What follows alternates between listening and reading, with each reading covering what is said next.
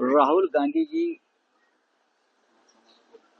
सुप्रिया जी सुळे और मैं खुद एक प्रेस कॉन्फ्रेंस की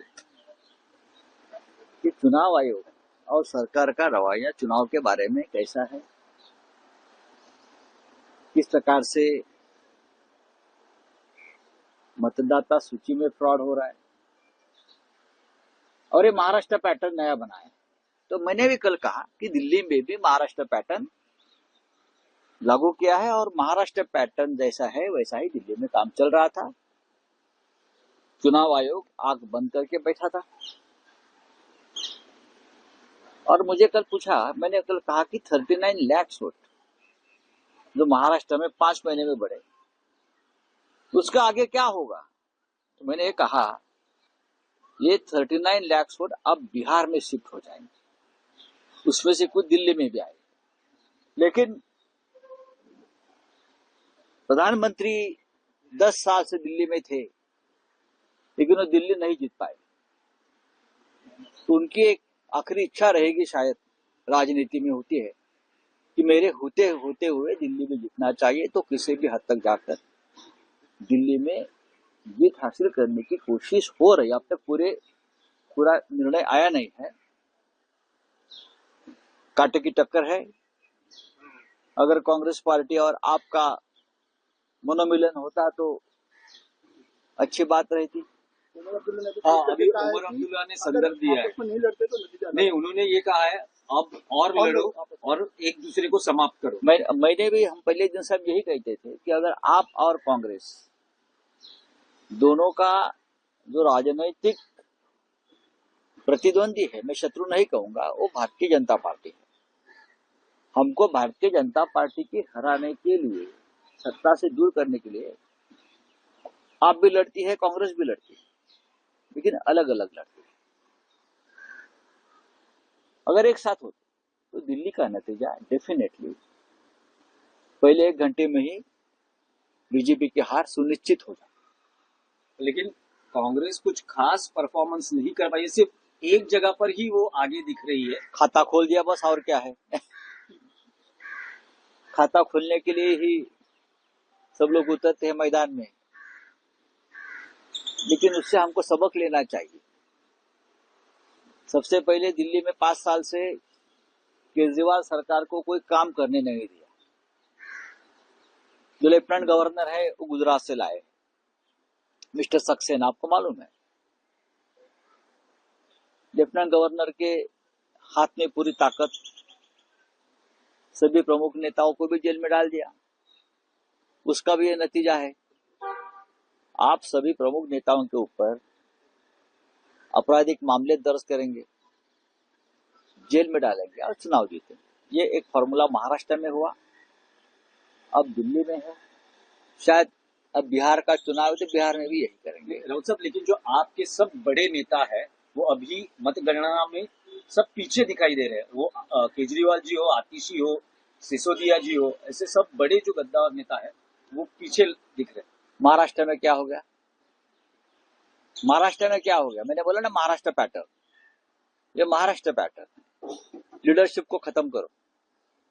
जो लीडरशिप मोदी जी के सामने खड़े होने की कोशिश करती है, उनको हर हाल में खत्म कर दो, हरा दो, चाहे कोई भी कीमत चुकानी पड़े, हरा दो। लेकिन ये महाराष्ट्र में हुआ है, ये हरियाणा में हुआ।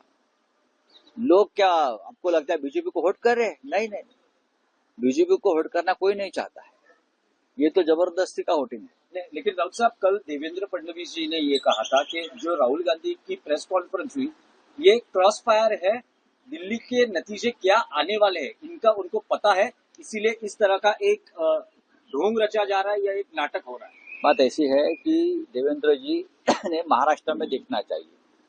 अभी तक वो राष्ट्रीय स्तर के नेता नहीं बने। राहुल गांधी जी देश के नेता है।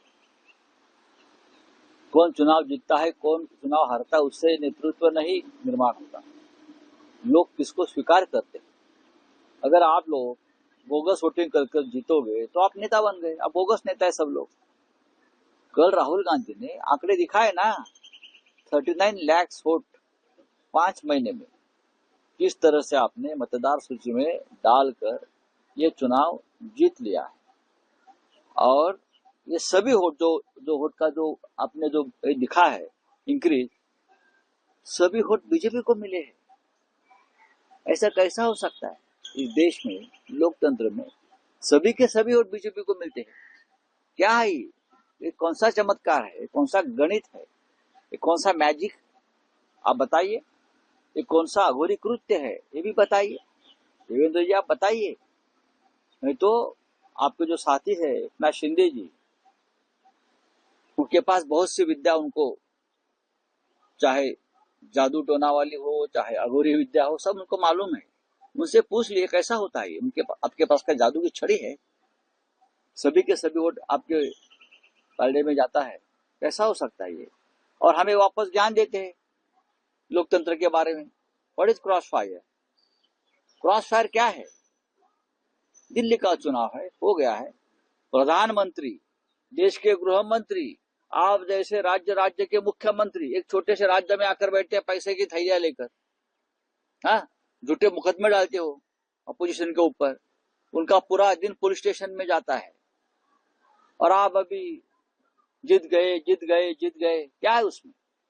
सर मराठीमध्ये ऑपरेशन टाइगर को लेकर चल रहा है, कुछ जो एमपी है वो शामिल होंगे शिंदे गुट में आएंगे उसको लेकर। आपके पास कुछ जानकारी है क्या? नहीं, आपके पास जानकारी? आप कल दिल्ली में थे, 9 एमपी हमारे साथ बैठे थे, 9 एमपी। आपने दिखाया ना अपने चैनल पर। तो ये सवाल कहाँ से आता है? कौन शिंदेगढ़? क्या है शिंदेगढ़? हाँ, डुप्लीकेट लोग है, बोगस। क्या है क्या ये लोग? कौन है? जब तक अमित शाह है तब तक शिंदेगढ़ है, और क्या है? जब अमित शाह नहीं रहेंगे, कोई अमृत पीकर आया है क्या राजनीति में? अमृत तो पीकर नहीं आया है ना, कभी न कभी तो जाना ही है ना। कोई कुंभ में स्नान करता है इसलिए कोई अमर नहीं होगा ना, जाना ही है सबको। हमको भी जाना है, उनको भी जाना है। क्या है शिंदेगढ़? मुझे बताइए ना। हमारी पार्टी मजबूत है जो है, हमारे एमपी हमारे साथ है, हमारे विधायक हमारे साथ। गर्मियों की छुट्टी होने वाली थी, मेरे पापा आने वाले थे, तो हम लोग सभी खुश थे। तो मैं एक बेड पे चढ़ के डांस कर रहा था, लेकिन वो पहले ही आ गए। प्लीज तो मैं उस समय तो कंटिन्यू नहीं कर सकता था ना, तो फ्रीज फ्रेम टाइप का हो गया। कसम पैदा कर